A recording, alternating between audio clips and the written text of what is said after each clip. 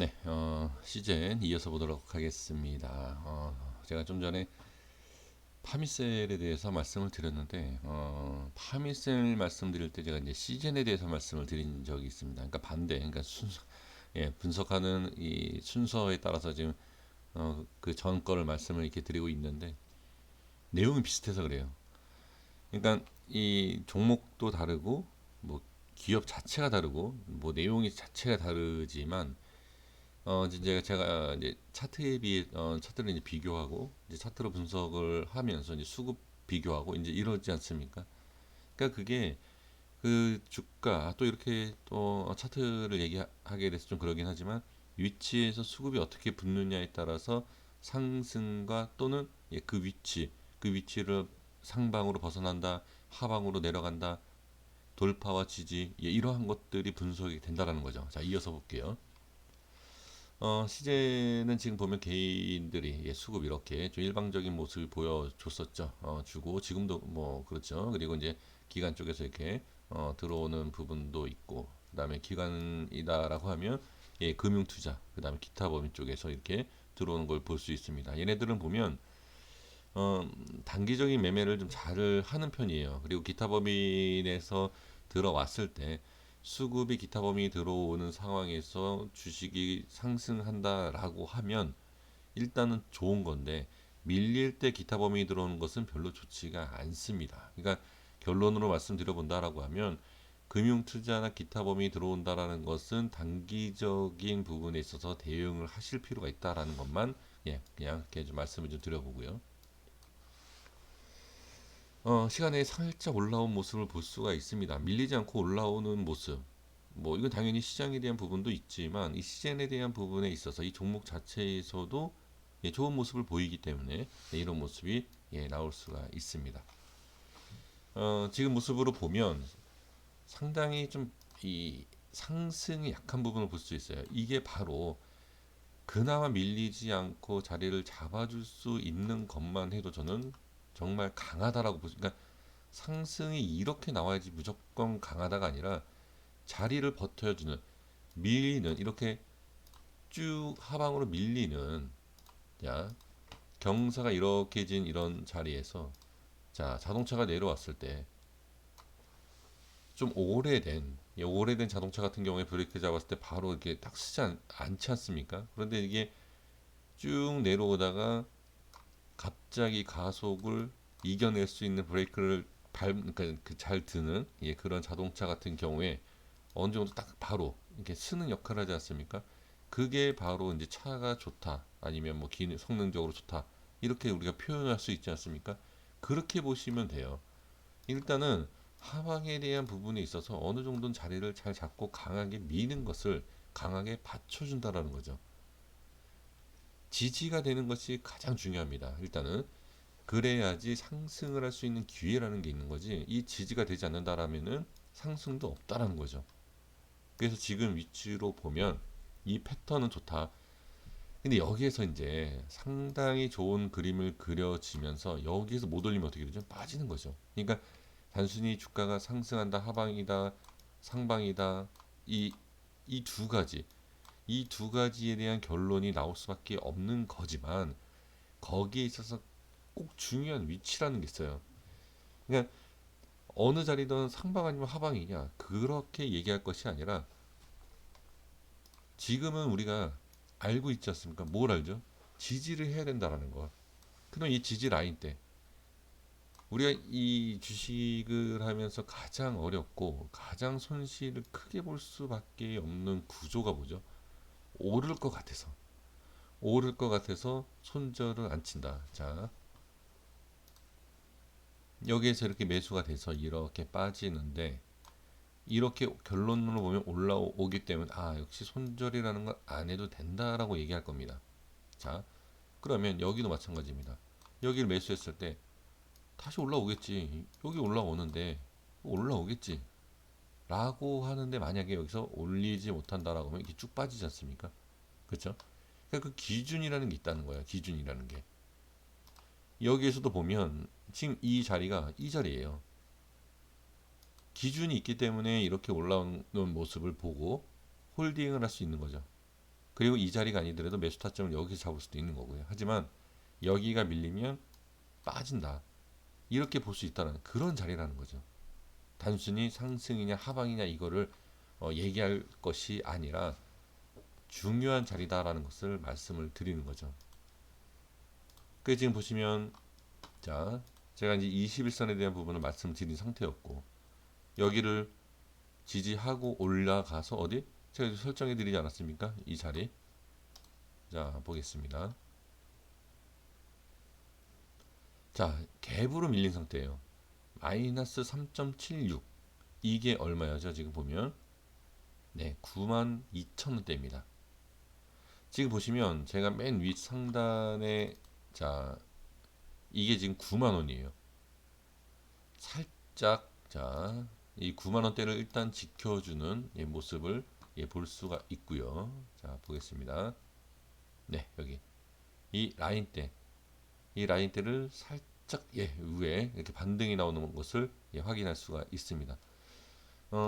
여기에 대한 부분 지금 뭐 갭상승이 아니라 일단 갭 하락으로 하면 쭉 밀릴 것처럼 보이지 않습니까? 그런데 일단 여기가 지지가 되는 모습을 볼 수가 있어요. 그리고 거래량을 보시면 양봉에서 끌어올리는 것을 생각할 수 있습니다. 그러면 양봉이라는 것은 갭 하락이 아니라 어느 정도 상승을 시켜 놓은 상태에서 이렇게 올라가는 양봉이 있고 여기처럼 갭 하락을 만들어 놓고 올라가는 양봉이 있습니다. 그러면 여기에서 거래량을 판단을 잘 하셔야 돼요.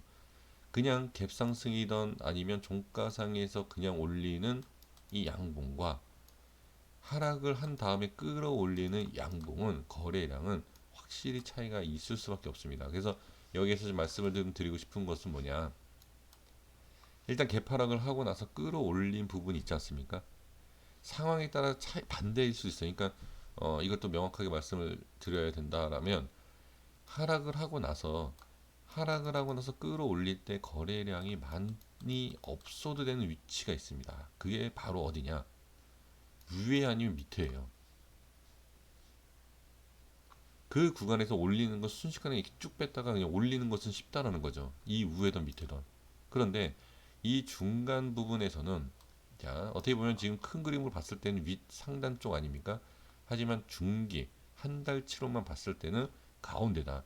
이럴 때는 개파락을 시켜 놓고서는 어떻게 거래량을 쓰지 않는다. 그러니까 거래가 터지지 않으면 끌어올리기가 쉽지가 않아요. 지금 보시면 자 5% 마이너스 5%에서 자 종가를 보면 0.3이지 않습니까? 그러면 지금 이 대략 5% 정도로 끌어올렸다라고 보여지지 않습니까? 그러면 이 부분에 있어서 이 정도의 거래량이 많은 거냐 적은 거냐 이걸 판단할 수가 있는데 제가 봤을 때 이 모습으로 봤을 때는 많은 것은 아닙니다. 이 상승을 시키기 위해서는 이 거래량 많다라고 보여지지 않아요. 자, 이게 어떤 의미냐? 여기에 있어서는 거래량이 많이 필요할 수 있다. 그러니까 필요한 게 맞다라고 보여지면 여기에서 어떻게 끌어올려야 하는 이렇게 올리는데 거래량이 많이 필요한 자리인데 그렇게 많이 거래량은 터지지 않은 상태에서 이렇게 올렸다라는 것은 일단 쉽게 올렸다라는 거예요. 거래량이 많지 않다. 그러면 여기에서 이런 자리에서 한 번 더 슈팅이 나온다. 그러니까 이러한 자리를 돌파를 하면서 거래량이 한번 실린다라고 하면 이 고점을 뚫고 올라가던 뭐 어떻게 모양이 이 이후에 나올지는 모르겠습니다만 여기에 있어서 고점을 이 자리 이런 자리를 뚫고 올라간다라고 하면 거래량이 뚫을 수 있는 그러니까 상승을 시킬 수 있는 거래량이 어느 정도 있고 그 다음에 거래량이 그렇게 많이 터지지 않아도 상승을 충분히 시킬 수 있다. 자 이렇게 말씀을 드리고 하나 더 여기에서 말씀을 더 드릴 게 뭐냐 그러면 거래량이 많이 터진다. 올라가지 못하고 거래량이 많이 터진다. 그러니까 20% 30% 상한가 그게 아니라 8% 9% 10% 어느 정도 첫 번째 VI 위치상 뭐 10% 13% 정도에서 한번 이런 식으로 거래량이 이렇게 터진다 라고 하면 여기서 어느 정도 빠져나와야 된다. 이해가 안 되실 수도 있습니다. 거래량이 많이 필요한 위치인데 거래량을 그러니까 많이 나오지 않은 상태에서 이게 끌어올렸다는 것도 이해가 안 될 수도 있죠. 그러니까 필요한 위치에서 많이 필요 안 하고 올렸다라는 것은 좋다라는 얘기예요. 일단은 좋고 거기에서 올리는 것. 자, 올릴 때 분명히 5%라는 걸 올렸지만 거래량은 이 정도. 이것도 적은 건 아니에요, 지금. 이게 워낙 많이 터져서 그런 거지. 적은 건 아니지만 여태까지에 있어서 조금 많이 그렇게 많이 터진 게 아니다. 그러니까 적절하게 거래량을 실어주면서 5% 끌어올렸고 그런데 여기에서 10%라든지 살짝 일단 올려놔요. 올려놨는데 거기에서 거래가 막 터져요. 근데 주가는 그러니까 올라가지 못한다라고 하면 그것이 바로 일단 1차적인 저항이 생길 수 있다라는 거예요. 그러니까 지금 이 라인 때 우회를 제가 따로 설정해 드릴 필요가 없는 게 뭐냐. 올라가는 거에 있어서는 무슨 대응이 필요하겠느냐라고 하시는 분들도 계실 것이고, 그렇죠? 왜? 더 올라갈 것 같으니까 이런 식으로 올라갈 수 있으니까 대응을 안 할 겁니다. 하지만 저는 그래서 제가 말씀을 드리는 그러니까 제 영상을 보시는 한 1000분 중에 1000명 중에서 이게 명이라고 할게요. 1000명 중에서 한 두 분이라도 좀 제가 말씀드리는 의견을 좀 방영을 시킨다라고 하면 상승을 하는 것도 좋죠. 상승을 하는 것도 그러니까 상승률을 보는 것도 좋지만 거래량이 이렇게 갑자기 이렇게 늘어난다라고 하면 거래량이 급등을 하고 있는 급격하게 거래량이 늘어나는 그런 자리에서는 어느 정도 현금화를 해주시는 것이 좋다. 제가 이렇게 말씀을 드리도록 하겠습니다. 어, 이해가 좀 안 되실 수도 있어요. 이해도 안 되고 좀 그렇다. 근데 그거를 나중에 보시면 안 돼요. 아실 거예요. 안 되는 게 아니라 아실 겁니다. 자, 바로 여기를 말씀드려 볼게요. 지금 보시면 이 자리에서 거래량이 자, 이렇게 터지지 않습니까? 자, 거래량이 이게 많이 터진 게 아니에요. 그 전에 보면. 그런데 여기 보시면 자, 갭 상승 이후에 상한가 안착을 했죠. 여기도 보시면 주가를 올릴 때 왜 갭으로 띄워야 하는지를 이게 보여주는 거예요. 거래량을 어느 정도 조절을 해야 돼요. 거래량이 어느 정도 써야지만 그게 바로 어느 누군가의 자금이라는 거죠. 이걸 어느 정도 계산을 해서 올려놓고 이게 나와야 돼요. 그리고 나서 이걸 말씀드리는 거예요. 이거. 이걸 보면 또 이해가 되십니까? 자, 제가 아까 뭐라고 말씀드렸죠? 거래량이 적은 상태, 그러니까 거래량이 많이 필요하지 않고 양봉을 만들 수 있는 자리가 어디라 그랬죠, 제가? 밑에하고 밑쪽하고 위라 그랬죠. 이거예요, 이거. 여기 위에. 네, 이렇게까지만 말씀드리겠습니다. 그래서 내일이든 모레든 일단 당연히 상방으로 보는 것이 우리는 좋겠죠. 네, 여기서 밀린다. 똑같아요. 상방이든 하방이든 거래량이 터지면 도망가야 됩니다. 부분적으로 전체적인 매도를 안 하겠다라고 하더라도 부분적으로 현금화는 반드시 하셔야 된다라고 말씀드리겠습니다. 고생하셨습니다. 여기까지 하겠습니다. 구독과 좋아요 부탁드리겠습니다. 감사합니다.